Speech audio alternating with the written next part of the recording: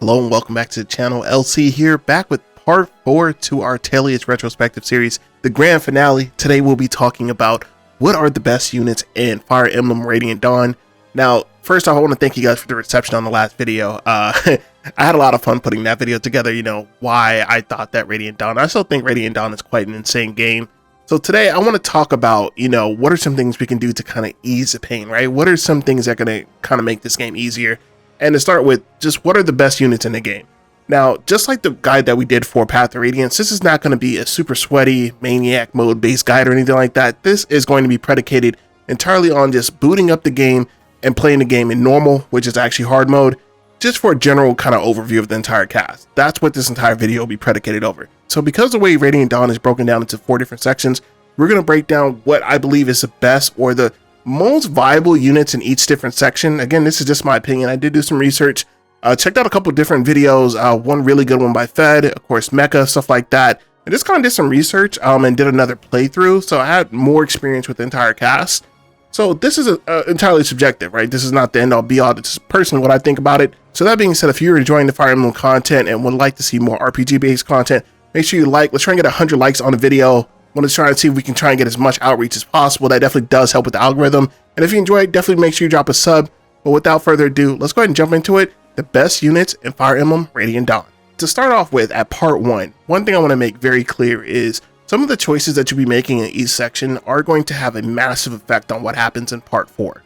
Part 4, for spoiler alert for anybody that hasn't played the game, all the units become available and you can choose about 10 units in order to take into the tower with you. So the decisions and the units you choose to build up early on in the game really are going to be tantamount to who you can actually use effectively at the end of the game. So we'll be making this list with that in mind, okay guys? So to start us off, we have everybody's favorite unit, the Dawn Brigade. Now this is widely considered to be definitely the most difficult section in the game by a very wide margin due to the very low levels most units start at level 1 that most of your units come in at, and the overall difficult rating of Radiant Dawn. But alas boys, there's actually a little bit of hope to be had. Here's an overview of who I think is worth your time in this section, starting with Big Dog Nolan. Of all your original core members from the Dawn Brigade, Nolan is probably the most fundamentally sound, having decent attack and HP tied with impressive skill and speed growths. He'll definitely be the force that sees you through most of these battles. In fact, in my most recent playthrough, he was the only unit I bothered getting to tier 3 from the OG Dawn Brigade. And then moving on, we have everyone's favorite green-haired twink, Soth, who is actually going to be our pre-promoted unit for this entire section. So Soth can easily go toe-to-toe with pretty much anything that this section has to throw at him. With the exception of some of the general types, he might struggle just a bit. The upside is that daggers are much more viable in this title than its predecessor, so that definitely is going to help him out. So overall, when it comes to Soth and a few of these units that are going to be on this list, the thing is that you really want to use them sparingly. You don't really want to overextend them, because if you have them soaking up so much EXP, now Soth he's mandatory to go into the tower, so it doesn't matter with him. For some of these units that go over though, you really want to be careful about feeding them too many kills and too much EXP if you plan on using some of these other Dawn Brigade members, because they can easily just soak up so much EXP, which can cause a huge issue when it gets to part 3 and you have to really start using some of these units. So essentially what I'm saying is kind of use these people like panic buttons. And then we have our resident furry tank type character, Volug. A character for part 1 that is pretty good. I think for the majority of part 1, especially with his half shift ability, he doesn't really have to worry about Laguz gauge and stuff like that, but he is also an EXP sponge. He's going to be the one that you tank a lot of hits and stuff like that, but he's not really viable for the tower, so really be careful with the amount of EXP that you feed him. He's going to mow through most of these characters in part 1. There's only a few really like mage types and stuff like that that's going to really bother him, maybe some boss types, but he's also going to be the #1 unit that you're going to use for rescue. If you need to get somebody out of dodge, which is going to be the case a lot with some of these weaker units in the Dawn Brigade, please utilize him. Has excellent movement. He can get in, he can get out on the stages where you don't have Nyla, of course. So you might have noticed I'm using the word tank quite a bit so far. Now, this is an actual true tank type character, Terrenio. So Terrenio is a pretty fucking excellent unit, but he has very, very spotty availability, and I think discuss this a bit more. I think that Gatry is probably your best bet if you want to use a general type, but for what you use him in part 1 and part 3, Terrenio is pretty good. He can hold his own, he can be a wall, he can kind of shut off sections. Of course, being a general type, he does also have resistance issues, so just be careful. He can get shredded by a really strong mage or something like that, but he's good. Old man is good again. And on to our first taste of royalty, we have Nyla. Now, Nyla is completely broken in part 1. She's just the strongest unit you have, and she can actually just solo most maps. And the maps that you have her and the Black Knight, I think are kind of hilarious because you send one of them through each lane and it can just pretty much beat the whole game for you. The thing with Nyla is, again, you don't want to make sure that she doesn't soak up too much EXP. And I think she is endgame viable. I use her endgame every single time. She's probably middle of the road when it comes to Laguz Royals, and we'll touch on that a bit more when we get to chapter 4. But she's really good. Now let's talk about the other White Prince, Raphael. Now, Raphael is pretty interesting character. Now, he doesn't have flight like the other Herons, but he's kind of busted in his base form. He can revitalize 4 characters that are around his direct vicinity every single round. That's kind of good. That's really good. And the fact that he doesn't need to worry about a Laguz gauge or anything like that, technically, I mean, he does transform still, but kind of, I mean, the stuff that he gets out of it, it's okay. It's not that, like, the revitalization is what most people want. And he can do that every single round, which is kind of good. I think overall, when it comes to Herons, I think I still have him third. I still like Racing more and Leanne more, just because they have better movement. But it depends on what you value more, you know, Laguz gauge and stuff like that. So that's entirely up to you. But S tier character, all the Herons are S tier. Spoiler alert. They're all incredibly strong, so just feel free to use them. And he's definitely going to be chapter 4 ready right out the box. Come on, a little bit of EXP, he's good to go. And then moving on, we have our other 2 data transfers from Path Radiance. That's going to be Jill and Zhark. Now, Zhark is kind of an interesting case, right? So let's talk about Zhark and Edward together, right? Now, Zhark is definitely easier to train up and get going than his counterpart Edward. He can definitely be extremely useful throughout the entirety of part 1. He possesses a very high avoidance stat, and this paired with his Earth affinity, if you team him up with, say, Volug or Nolan, it becomes quite good out there. You know, it's going to be very hard to hit him. This will essentially make him unhittable and a very good distraction on the field, which is something the Dawn Brigade sorely needs in some of these chapters. Just having him out there and he can't be hit, that's always going to be a good thing for you. He'll also transfer over to the Greil Mercs in some of the later chapters, so he actually has a bit additional time to get up to par if you plan on taking him into the tower. And then moving on, we have young Eduardo. Quite possibly one of the most contentious characters debate-wise when it comes to Radiant Dawn. I either see a bunch of posts about how this guy's criminally underrated, or I see a bunch of posts about don't use this guy, he's ass. My experience was I didn't really like him, but I understand how he can be good. He has a couple different, like, very noticeable, like, trade-offs. Anyways, I'm more of a Mia type Stefan kind of guy. He just requires a ton of work and effort. You got to feed him a lot of kills, keep him alive. But if you do end up leveling up to a certain extent in chapter 1, by the time you make it to chapter 3, if you give him Beast Foe, you can literally just make him insane. He can just slay all those Lagoons back to back. So that's very good as well. But for this section, he can be good if he's blessed by the RNG gods, and you really got up your way to feed him really good kills, you know, a lot of boss types, and if you find a way to keep him safe, he can really do a lot of work. He has pretty poor defensive growths, and that coupled with overall lower HP, he can be killed pretty much on a whim by any character. So definitely keep him away from any really strong characters and any mages that could potentially one-shot him with ease. He does also get access to Caldabog, so that's really good. He can definitely be endgame viable, but he probably requires the most amount of work when it comes to Sword Masters. And to close us out, we have Lady Jill, probably the only character that most players will seriously consider taking to endgame from this chapter. Another prime character for data transfers, and this type with very good base stats and really good growth overall. I mean, she's going to cap out a lot of those critical attributes quite quickly, and then that's going to just allow her to be quite insane. I think by the time you make it to part 4, if you just are consistent with her throughout 1, 3, and 4, she's very, very good. She's one of the best characters in the game, so don't sleep on Jill. She's very good in this game. And now moving on to part 2. So right out the gate, I'm very pleased to say that you have access to significantly better units at your disposal for the duration of this moderately short section. Let's start off talking about the Queen, and probably one of my favorite units of all time, Alencia. Now, she's just kind of okay in this particular section because they give her a very terrible slim sword. She does have great movement and ability to wield staffs, make her a pretty indisposable part of your team for this entire section. She's a very viable staff bot. In all 3 of my playthroughs, she's my go-to healer by the time I make it to endgame, so I'm kind of diligent to try and feed her kills and experience throughout this section. And she just has great movement. She hardly gets hit. You know, she's just really good, solid unit to use. On all 3 of my playthroughs, she ends up being one of my go-to endgame units because Emotes is kind of broken. A sword that hits 4 times with infinite durability. I don't know what they were thinking. Also, if you're going to take her seriously, please remove that very terrible mercy ability that she has if you plan on killing anybody out there. Just remove it. It sucks.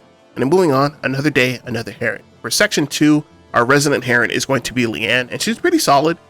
She's typically, as far as endgame goes, she's not, I think most people prefer racing to her. She's not a bad character at all. When she is just in her base form, she can revitalize 2 characters in front and behind her. That's really good. Not quite as insane as, say, Raphael's, but very viable. Just like the rest of the Heron, she's very fragile, so you need to make sure that she stays out of danger at all times, but she can definitely get the work done. And now for the man everybody's been waiting for, the man, the myth, the legend, Haar. This guy is just completely broken. I don't know what else to say. Easily the best character in this game and widely considered to be one of the most broken Fire Emblem characters of all time. Virtually unhittable and unkillable in most cases, this man comes ready to party. Great base stats and growth means that in most cases he's going to be your most reliable character on the field, and he can clear lanes effortlessly. Insane damage and ability to double almost all units in this game means this man is just purely goated. Being a flyer doesn't hurt either. He's just one of the best units. Now, I did mention this a bit with the previous videos that we did. I think due to the difficulty rating of Radiant Dawn, they purposely give you like really insane characters just to make sure you can make it through the chapters, it feels like. But some of these characters are just like, they turn a knob way too far. And Haar is just insane. You know what I mean? He makes so many of the other cast members completely irrelevant. And that's one thing I mentioned before, is that a lot of the love is not spread evenly amongst the cast members. There's characters that are tuned way too high and ones that are tuned way too low. So keep that in mind as well. Now on to the Royal Knights, and we'll cover these together. Now the 2 that I really focus on when it comes to these, it's going to be Jeffrey and Kieran. Both very impressive units in their own right. They'll pretty much mow down anything in this chapter with relative ease. As far as differences, young Jeffrey comes with the very nifty Paragon skill, which will help him catch up. If you plan on taking him into the tower endgame, Paragon's going to help him get there pretty quickly. Of course, you can always take that off, give it to Kieran and stuff like that, or other characters, but if you plan on just maining him, he definitely is going to be viable for that. And then we have Kieran, a man of a bit of trade-offs. While both of these characters suffer from pretty horrendous availability, Kieran does make up for it a bit by having the high strength cap of all the cav units once promoted. However, he does lose out to Oscar and Titania and a couple other critical sections like speed and skill. If you commit to Kieran, he can definitely be a potent force on the field throughout the game, and he's one of the best cav units, I would say. And to cap us off for this section, we have Miss Lucille Ball, Lucia. I think that this character is very much the definition of middle of the road. She can be endgame viable. In this chapter that she's in, she's more than serviceable. She's going to get the job done, and she can kind of like solo her one section that she has. But endgame, I think there's just better options. I think Mia definitely is better than her, as well as Stefan. She has a bit of a lower strength growth than her peers, which means she's definitely going to be relying on triggering either criticals or Astro when she gets promoted to kill consistently. She can be made to work, but it really is going to come down to dealer's choice as to which stats matter to you the most in the end. Welcome to part 3, where everyone is essentially broken. Starting with our hollowed leader, Ike. Definitely being toned down just a touch from his previous outing in Path of Radiance. Ike is so like ridiculous at endgame. This normal mode, but like he can literally just solo this whole map. He's still quite dominant in this game and has access to Ragnar for a longer duration in this title, which fixes any of the range issues he might have. He's actually killable this time around, so keep him clear of any powerful mages, as his resistance is a bit of his weak point. There is a strong argument to say that he's overall stronger in this iteration of the titles, but on paper it feels like any advantages that he was given in Radiant Dawn is negated due to the difficulty rating. So that's up for discussion if you think he's better or worse than POR. Then on to our red-haired temptress, Titania. You remember everything I said about her last time? Well, pretty much all that still applies to her, although it's been toned down just a bit. She'll still crush most units on the field with pretty much ease until late game, where she could have some issues doubling depending on what growth you ended up with. Probably her only major hindrance is going to be her lower than average HP, which definitely can be a bit scary in situations if you overextend her. There's definitely been some situations where I thought she would be able to just survive and she got clapped, so be careful with that. And to round out the Heron gang, we have Rayson. Rayson is likely most players' go-to Heron and typically considered the most fundamentally sound of the 3 due to having increased movement range, which can absolutely be a lifesaver if you plan on taking him to endgame. Especially once you actually get to the final boss, because she has AoE attacks. Having him be able to get in and out is going to be invaluable. So if you want somebody that has good range, good movement, he's going to be your guy for that. And let's talk about the dynamic duo, Gatry and Shinon. Both are back and better than ever, and by better, I mean absolutely cracked out in this game. Let's start off with our red-haired Robin Hood, Shinon. Now, the first time I played this game, I thought I just hit the jackpot when it came to its growths, but on my subsequent playthrough, it became abundantly clear that this is just a pretty insane character, and he makes the other options, Rolf and Leonardo, completely irrelevant options when it comes time to pick your Bowmaster. Because he arrives as a pre-promoted unit, you can use a bonus EXP to essentially cap out the majority of his stats, making him an absolute powerhouse. This type with good evasion and very reliable damage makes this man a complete menace. So let's talk about Big Papa Pump Gatry. Now Gatry is kind of whack in Path of Radiance. I didn't like him. I thought he was a terrible unit actually. I didn't really like generals in that game at all. But this man has had a complete glow up. He has pretty good stats. He's a general, so he obviously has like resistance issues, speed issues, and stuff like that. But the way he's been tuned as far as his base stats and his growths, this man's going to double throughout the entire game. You know what I mean? Like from the moment you get him until the end, he's going to always double unless you know, weight issues with weapons and stuff like that. So keep that in mind. But he's very reliable. There's a lot of situations where he'll take like very minimal damage and you can just send him down one lane. You know what I mean? He can take care of a whole lane. They're not going to really hurt him. And he could just pretty much kill everything. And any range issues can be easily solved by a spear or a javelin. So this man ended up being quite strong. Definitely endgame viable. Not maybe as good as the Royals. So he's going to be one of the ones that's on the chopping block when it comes to the Royals. So that's up to you. But I thought that he was terrific in Radiant Dawn. Like Gatry is definitely my go-to if you want a big solid tank. And then moving on to our Hawk boys, we have Janeth and Ulki. Probably some of the only non-royal Lagoos worth fielding in this game. Both being flyers already put them in a class of their own with regards to their peers, and both come with exceptional base stats and growths. Here are some of the key differences. Janeth excels in strength, defense, luck, skill, and Ulki excels in speed, resistance, and avoid. So what that means essentially is that one is typically going to hit harder than the other, and the other is not going to get hit at all. That's pretty much what that means. They're two sides to the same coin, and you won't regret using either of them, although I don't typically use them in most of my playthroughs. They are definitely notable for sure. And now we have Mia. Widely considered to be the very best of the available True Blades due to her high availability and ability to cap most stats after being promoted to Swordmaster with the use of bonus EXP. She'll very rarely get hit on the battlefield and will, after some time, after the first few chapters, once she gets going, she'll pretty much slay all enemies, with ease. She's not going to really have a hard time out there. Very, very strong character. And to cap us off, we have the goddess Nephany.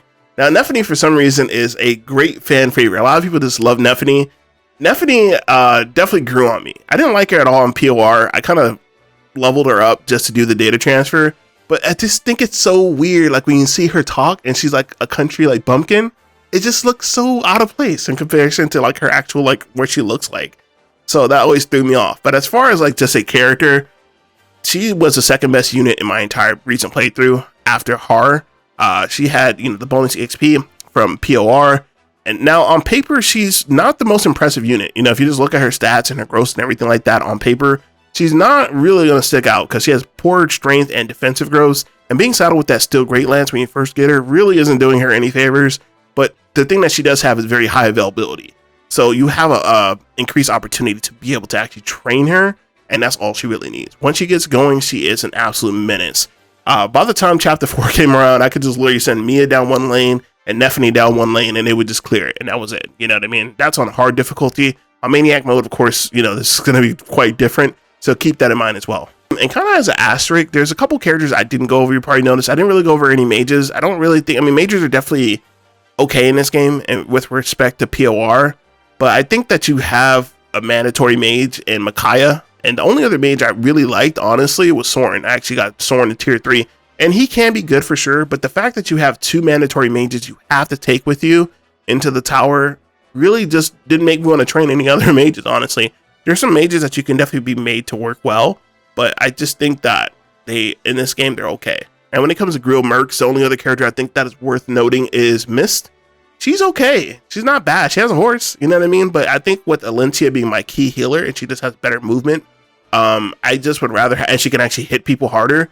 I would just rather have her as opposed to Mist in most cases. So if you want to use Mist, that's fine. If not, it's fine. I think she's one of the better characters for sure. So yeah, let's talk about part 4. So to do this, I'm gonna actually jump over to the game screen so we can look at this together. We're just kind of do a breakdown of every single unit available to us in part 4, and see who's viable and who's not. Okay, so for part 4, I thought it would be better to actually just kind of look at this together. For all the units that are available and which ones make sense to actually take to chapter 4. So this will be a bit longer. I'll try and make it a bit concise. Ike, Micaiah, Soth, Sanakis, you already have to take all them. Sigrun could be good, you know what I mean? If you leveled her up, she could be viable for endgame. Not really my go-to, but yeah, you can make it work. Skrimir. So the thing is, you probably either want Skrimir or Gifka, and you can just give them the royal amulet, whatever it is, the Lagoosh gem, I believe, and that just allows them to stay transformed for the entire match. it's kind of a trade-off. I think they're pretty like equal, you know, in terms of strength. You know, I prefer Gifka. I just think he's cool. I don't like Screaming. I think he's fucking whack as a character, but he's very, very powerful on the field, right? So it's up to you. I think you either want Screamier or Gifka, but probably not both. Nasala, it's up to you if you want to bring Nasala. I never bring Nasala. I think Nasala is the weakest of all the Royals. He does have that situation where he can hit from further away, but once you start getting higher in the tower, he doesn't do any damage. You know what I mean? Like by the time you get to the dragons, like what does it matter? You're not doing any damage, even if you are safer, you know, technically. Don't like him. Don't like him for endgame, but I mean, your mileage may vary. I did already go over the herons. I think in most cases, the heron that you want is going to be Raisin, but Leanne is good. No, I don't think she's a bad pick. I think that's kind of personal preference. I think that, like I said before, Raisin is the most fundamentally sound, but it's up to you. Nolan, in most cases, I don't think really, he has some really, really stiff competition to make it to the tower. He can be good there, and he can do work there. And the fact that he's an Earth Affinity, if you have some built-up supports with two people that, you know, are support A at least, and you're taking to the tower, he can be very viable there. Z-Hark, you need a lot of work in order for him to be viable there. Haar is kind of like a must-have in the tower. Jill, pretty much also a must-have. Janeth and Oki, I'll go over these together. Janeth and Oki, because you have the Royals, you already have Tibarn, it's really stiff competition. I mean, if you really like these characters, then just don't bring Gifka or Screamier and just give them the Laguz gem. This is if you've been leveling the entire game. And they are pretty decent. You know, they could be good. You know what I mean? If you really like those characters. I think Stefan kind of pretty much comes ready for the tower. I think Mia still is a bit stronger than him, but your mileage may vary, honestly, when it comes to that. I like Stefan. Stefan is the coolest character in this game and the last game, I think. But I think I still prefer Mia, but he's not a bad pick at all, especially with Vaycati. If you want to bless that, that's a good pick. Very insane critical rating on a infinite durability weapon. Good. Ileana, all the mages I'll go over right now. I don't think any of the mages are really, you want to put them in game because you already are saddled with two mages and both of them are really, really good anyway. So I wouldn't be bringing more mages. The only mage I would consider bringing is going to be Soren, and that's because you have the most time to train him and Ileana. That's up to you though. Marcia could be good as well. I didn't really use Marcia this time around, but she's a pretty decent unit. I think she has really stiff competition. You really have to like, do you want Marcia over Haar or over Jill? Like it's really, really stiff competition, man. I can't see it honestly. Same with Tanith. Like I would prefer to have the Draco Knights. Then they could be better. You know, they have trade-offs, of course, but I just think that Tanith, Marcia, and Sigrun, I think are worse units than Jill and Haar. Might be a hot take, but I just don't think they're as endgame viable. Edward, we discussed that at length already. If you train him from the very beginning, he could be good for endgame. Fiona, I don't like at all. I don't think she's a good character. Mordecai, same thing with all the Laguz. You know, I'm not going to keep repeating that because it's pretty much the same thing over and over again. If you really like these characters and you don't want to use a Royal, just give them a Laguz gem. You could bring them if you train them through the whole game. Aaron could be good. He doesn't have a lot of time though. Like he has chapter 1 and then he has chapter 3. But I think if you really want a soldier like Halberdier, Nephany is probably your better choice because you have more availability, more time to train her. But you could definitely bring him. Danvid, we don't speak of that. he could be good. Same thing. Torma, no. Nyla, I always bring. She is kind of like middle of the road. I feel like when it comes to Royals, she's not nearly as good as Kinigas. I think she's slightly worse than Tibarn. That's how I kind of look at her. She gets hit more often, it seems, in the tower.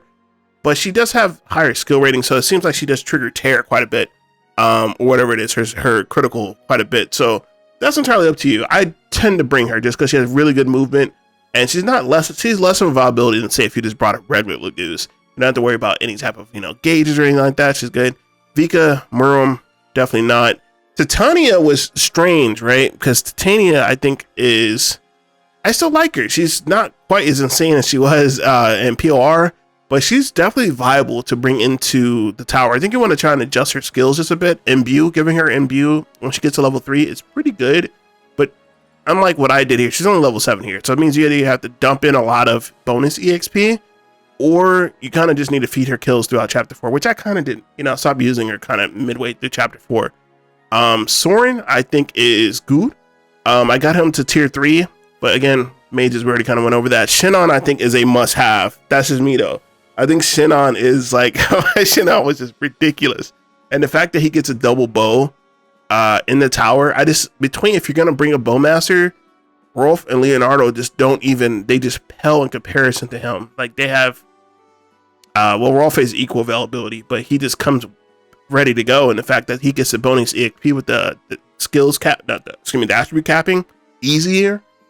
It's just easy, man. There's no reason not to use him. This character literally will just carry. He's ridiculous. Boyd, same thing as Nolan. I think him and Nolan are kind of the same. You can bring them there if you. He doesn't have Earth Affinity, so I think he kind of, in order to be good in the tower, you kind of need to really work at him throughout the entirety of the game. Like, I got him to tier 3, but I don't know, man. He's gonna have stiff competition for the tower. If you like him a lot, you can definitely make him work. Same thing with Oscar. I didn't really like Oscar in this game. I don't know why. Like, I really liked him in POR, and every time I play him in this game, I don't know, dude. There's something about him. He seems like kind of a bit weaker. I would actually, in some cases, prefer to have like Jeffrey, if that makes sense. I don't know why. He's a good unit, though, and he could definitely do work in the tower, but you need to invest quite a bit into him, and I did not. Gatry, I think, if I wasn't bringing the Royals, I definitely would have brought Gatry into the tower. That's my guy. Really a fucking good unit. The fact that he doubles everything as a general is kind of hilarious. Like, they don't do much damage to him, but he does insane damage to everybody else. I think he's good. But also keep in mind, with some of these characters, you only get one of each in order to bless the weapons. So you don't want to bring 2 lance users or something like that, because they won't be able to hit anything. So just keep that in mind. That's going to be a consideration by the time you get to the tower and you start to fight some of those bless levels. Raphael, good pick. Heather, trash. Oliver is a good pick also. He's probably, honestly, one of the only other mages, outside of the other 2, that you might want to consider. You get him kind of late, though, dude. That's a chapter 4 character. So that's up to you. If you want to train him, he could be good. Reese, my resident healer is either going to be Micaiah or Alencia. He could be made to be good, though, but I just didn't use him. I've already talked about Miss. She can be good, but this entire row, there's no reason to really bring any of these. You have to invest so much resources in order to make them viable. I just don't think it's good. Makalov is okay. He's cavalry. I mean, cavalry's good in this game. I just think he's whack. I don't like his personality. He's okay. He's probably one of the weaker cav units. Laura, I didn't like her at all. The fact that, you can make her strong if you use the sacrifice abuse, where you sacrifice and you keep healing her over and over again. With her and Micaiah, she can be made to be incredibly good, but she's just whatever. She's just a standard healer. She's like Reese. Volag, I would not bring into the tower unless you absolutely love this man and you've been training him. Alencia is a go-to. Tibarn, go-to. Leonardo, no. Reese, typically, that was a Heron that I brought. Ranulf, I don't know. See, this is the thing about Ranulf. Ranulf isn't a bad character. I don't think he was bad in this game, and I don't think he was bad in POR. But I just think that the fact that you know that you're going to get these Royals it just marginalizes every other Laguz that you have, because you know you're going to get the best of the best to cream the crop. So there's no reason to even invest in these characters, because they're very self-sufficient in the chapters that they come in. It makes no sense to even use them past their specific section. Volk, I think he could definitely do work in the tower. He has really horrendous availability. I think you get this man literally right before the end. Not good. And then moving on to Lucille Ball, I think she could definitely be good. She's the worst of the sword masters in my opinion. I think that's widely accepted. Edward becomes better than her if you train him from the beginning to the end. I just think that there's no real reason to use her. If you give her Vaycati or Alondite, she's going to do work, but any character would that create incredibly good power weapons. Astrid, no. We don't speak. Astrid and Meg, I think, are some of the worst characters in this game. They suck. Even if she has, she doesn't have. They just are bad, dude. Meg is just. We don't speak of it. Tornado could be good, but I think he's worse than Gatry. Kieran definitely is viable. Another Laguz, Braum, whack. Khalil, just like the rest of the mages, there's really. She probably has more of her and Oliver probably have a stronger argument to actually come into the tower if you want mages for whatever reason. Mages can definitely do work in the tower, but that's entirely up to you. Kaida, no. Neolucci, no. Bash, same with the sages. Jeffrey, I think, is pretty good. So let's talk about the dragons. Okay, so we have Kurth Naga, and then inside the tower you get Nasir, and you also get access to Garrett. All three of them can be good, but you really kind of need to invest. The passives that they get, Night Tide, White Pool, and Red Pool, are just fucking insane. Like, they literally this increases defense and resistance by 5 points, and then the other one's like attack, and then the other one's like skill. All three of them put together, like, you can literally almost one-shot some of these enemies. The thing is that you have to really kind of dump a lot of bonus EXP into them. I tried to do that in my most recent run, and then they just got slaughtered by a Shara. So I was like, that's not gonna work. But if you feed them kills, like, it's really hard because there's only 2 more levels. If you try and feed them kills and you put bonus EXP into them, they can withstand, the AoE attacks that she does, and they become invaluable. So Kurth Naga, Garrett, and Nasir are really good for deployment for those last chapters because they're really strong for speed runs, and they just make one character absolutely broken. Like, and if you pair that with something like Daunt, like, it just gets really quite insane. So I think that Kurth Naga, I actually like using Kurth Naga. Reason being is that none of the dragons will attack him on the stage. So I actually ended up getting him like quite high. Like, he was pretty strong by the end of the game, even though you only have him for those 5 chapters. I think he's pretty good, and he does get the royal form shift at the end of that, so pretty good. Gifka is a god, Knigas is a god. Now, I didn't really like Enna, but she does have pretty good skills. Like, this Blood Tide increases the strength of skill of adjacent allied units by 5. That's pretty OD. Like, that makes her one of the best support units in the game. And then Renning, you literally get at the last second. He's not a bad character. He's kind of ready to go. But I think that he just has incredibly stiff competition. Even if you dump a bunch of bonus EXP into him, I don't think he's really good for Endgame, honestly. And the only other 2 characters, like Tellius and Sephiroth, they're both mages. They're probably some of the better mages, but again, mages in part 4 I don't think are too good. So yeah. And that'll do it for what I consider to be the best units in Fire Emblem Radiant Dawn. Now, this is just a purely subjective list, nothing definitive. This is kind of just a good jumping off point if you plan on playing the game and you're just picking it up.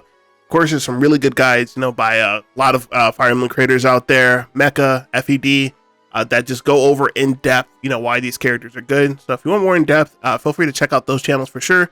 I just want to take a moment out to thank everybody for being part of this 4-part Fire Emblem series. This has been a lot of fun, you know what I mean? Like, creating these videos have been pretty fun, and going back and replaying these titles has been incredibly fun as well.